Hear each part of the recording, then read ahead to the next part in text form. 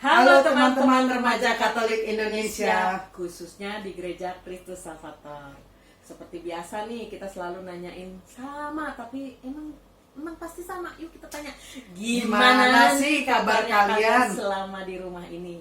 Pasti baik kan? Nah, kali ini kita mau bahas salah satu nabi yang ada di dalam kitab suci kita. Oh ya? Siapa tuh, Kak? Aku kasih tahu clue-nya ya. Yang pertama, kisah dia tuh ada di Perjanjian Lama. Banyak banget itu mah. Bener. Clue kedua, kisah hidupnya dijelaskan dalam satu bab tersendiri. Satu kitab sendiri ya kayak. Keren ya. Yang clue ketiga, orang ini tuh pernah makan gulungan kitab dan menurut dia rasanya manis seperti madu. Kamu pernah makan kertas, Kak? Itu bukan kuda lumping kan maksudnya, Kak? Pertanyaannya, ayo tahu nggak? Kayaknya aku tahu, Kak. Pasti jawabannya Yehezkiel. Terus? Karena cuman ada 2 orang, Kak, yang makan gulungan kitab suci di dalam kitab Yehezkiel dan Yohanes dari kitab Wahyu. Tapi kan Wahyu adanya di Perjanjian Lama. Bener nih, kamu bener-bener tuh, Kak, hebat. Kalian yang di rumah pasti juga jawabkan ya. Menurut kakak, siapa sih Nabi Yehezkiel itu? Setaunya kakak nih, Nabi yang diutus oleh Allah untuk mengingatkan bangsa Israel untuk bertobat. Tapi apalagi ya, Kak ya? Nah, coba kita tanya kakak-kakak pembina lain ya, Kak ya. Yang aku tahu dari Nabi Yehezkiel itu, ia merupakan satu-satunya nabi dari Perjanjian Lama yang memakan gulungan kitab. Dan menurut ia, gulungan kitab itu terasa manis, seperti madu. Nabi Yehezkiel adalah seorang imam yang menerima panggilan untuk menjadi seorang nabi Allah. Khususnya pada masa bangsa Israel sudah 5 tahun di pembuangan Babel, Nabi Yehezkiel termasuk rombongan yang dibawa ke Babel dari Yerusalem. Ia berkarya di antara orang Israel di pembuangan sampai sekitar tahun 571 Masehi. Apa ya yang aku tahu tentang Nabi Yehezkiel? Yang paling menarik dari kisah Nabi Yehezkiel adalah pergulatan Yehezkiel dalam menjalankan tugasnya dari Allah yang digambarkan sangat dramatis. Berbeda dengan nabi-nabi yang lain, secara khusus Yehezkiel diutus Allah tidak hanya mewartakan apa yang menjadi pesan Allah, melainkan ia harus melakukannya. Nabi Yehezkiel merasakan dan mengalami sendiri terlebih dahulu apa yang akan diwartakannya kepada orang lain. Sikap inilah yang bisa menjadi contoh bagi kita untuk mampu melaksanakan tugas kenabian di tengah masyarakat kita dengan segala tantangannya. Jadi, Nabi Yehezkiel melakukan firman Tuhan sebelum mewartakannya. Yehezkiel itu adalah anak dari Buzi, keluarga dari imam yang mendapat penglihatan dari Allah. Jadi Yehezkiel itu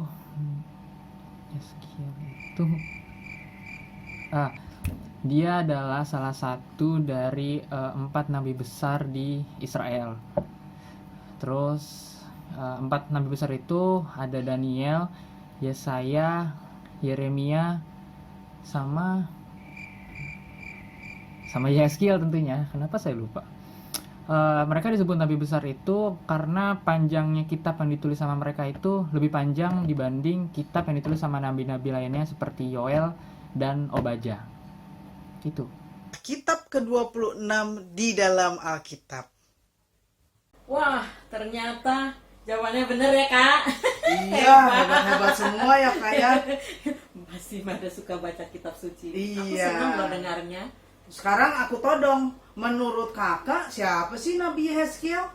Nah, kalau yang aku tangkap dari kisah Nabi Yehezkiel yang pernah aku baca nih, Nabi Yehezkiel adalah seorang imam yang menerima panggilan untuk menjadi Nabi Allah. Itu adanya di Yehezkiel 1 ayat 2. Khususnya pada masa bangsa Israel sudah 5 tahun di pembuangan Babel. Kalau kalian pernah baca, ini seru banget ya. Ini kita dibuang di rumah aja setengah tahun, setengah mati ya, kayak mereka udah 5 tahun deh. Iya, nah Nabi Yehezkiel nih termasuk rombongan yang dibawa ke Babel dari Yerusalem ini, ia berkarya di antara orang Israel di pembuangan. Adanya di Yehezkiel 29 ayat 7. Oh, apa sih uniknya Nabi Yehezkiel dibandingin nabi yang lainnya sih Kak? Pertanyaan kamu makin lama makin susah. Iya. Kita lihat aja Kak ceritanya Nabi Yehezkiel. Ah ya, lebih asik begitu ya.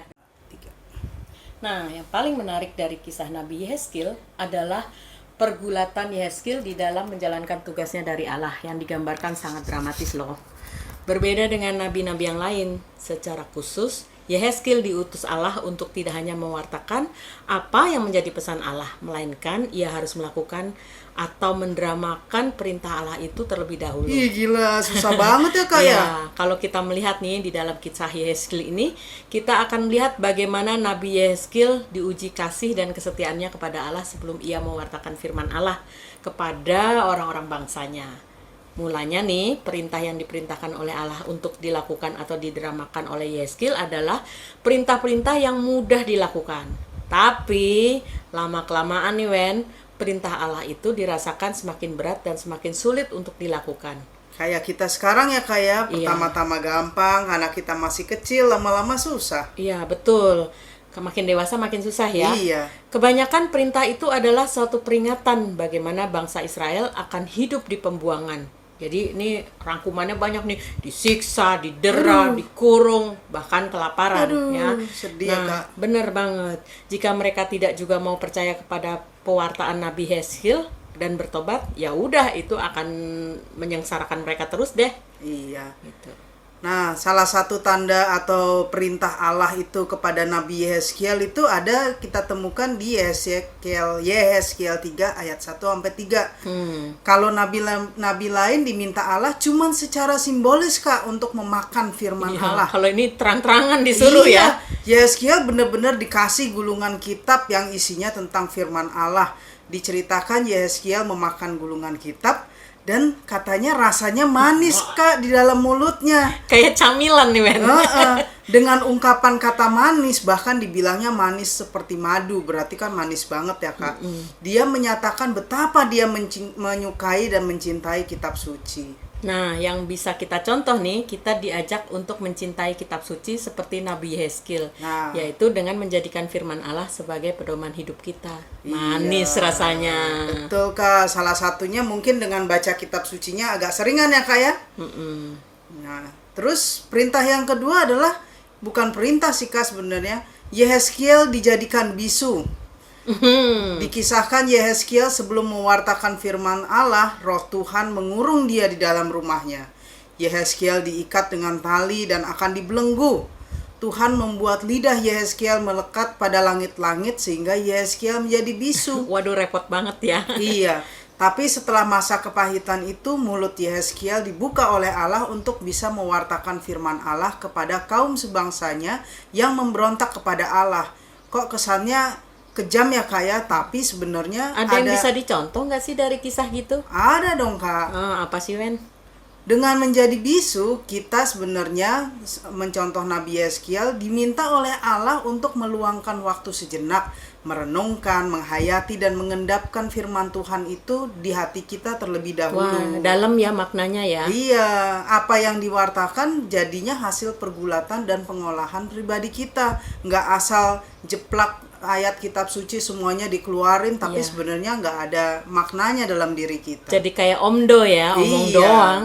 Mencintai keheningan adalah tuntutan untuk bergelut dengan firman Tuhan. Nah, masa pandemi ini nih pada khususnya kita kayak dibuat bisu nih oleh Allah nih Kak. Kita dikasih waktu lebih panjang untuk bisa lebih dekat, untuk merenung. Jadi jangan dipakai untuk galau, kelabakan, nggak bisa ngapa-ngapain, kesannya di rumah gitu. Nah, yang ketiga nih, makan minum makanannya juga diukur dan ditetapkan timbangannya. Ada di Yehezkiel bab 4 ayat 9. Allah memerintahkan Yeskil untuk makan makanan yang diukur dan membuat roti yang dipanggang di atas kotoran manusia yang sudah kering. Jijik kan? Jijik, Kak. Itu apa maksudnya, Kak? Ya, kemudian Allah tapi ya menggantikan perintahnya, mengganti kotoran manusia menjadi kotoran lembu. Ya sama aja, Kak. Iya, itu kan ada baiknya, Wen, beda nama. Oh iya. Tindakan ini membuat orang yang memakannya menjadi najis. Iya, karena kan di bangsa Israel dekat-dekat kotoran aja nggak boleh ya, Kak. Iya, makanya. Nyentuh doang nggak boleh, apalagi makan itu dari Iya, kotoran. itu tradisi banget dan ya Iya. sampai sekarang juga sama, geli ya. Demikian juga untuk minumannya, semuanya ada ukurannya. Makanan minuman itu jumlahnya sangat sedikit dan harus dimakan dan diminum dengan gemetar dan penuh kecemasan. Aduh. Itu semua adalah perintah peringatan tentang apa yang akan dialami orang Israel di masa pembuangan di Babel. Mereka akan kelaparan dan kehausan dan menjadi najis. Oh, menjadi najis karena mereka bersentuhan dengan bangsa-bangsa lainnya yang tidak pilihan Allah ya, Kak. Yang bisa kita contoh dengan makan dan minum secara diukur itu meramalkan penderitaan bangsa Israel di pembuangan. Tapi ya juga sebenarnya juga Nabi Yeskil juga diminta untuk latihan siap menderita menahan lapar dan haus. Nah, kita juga diajarkan untuk berusaha melawan keinginan daging. Iya, Kak, kayak tiap Prapaskah ya, Kak ya. Iya, betul banget, Wen. Tapi sekarang juga bisa tiap tahun, sepanjang tahun kita bisa melakukan ya, Kak. Apalagi semasa sekarang ini Iya. kita juga diajar untuk menderita, mengerti penderitaan orang lain juga. Iya.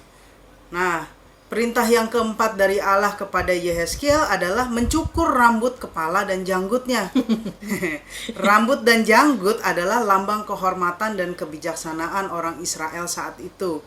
Ini adalah simbol hukuman di mana orang Israel yang dibuang ke Babel akan kehilangan martabat dan kehormatan mereka. Haha, jadi contoh apa yang akan diberikan nih di pencukuran itu, Wen?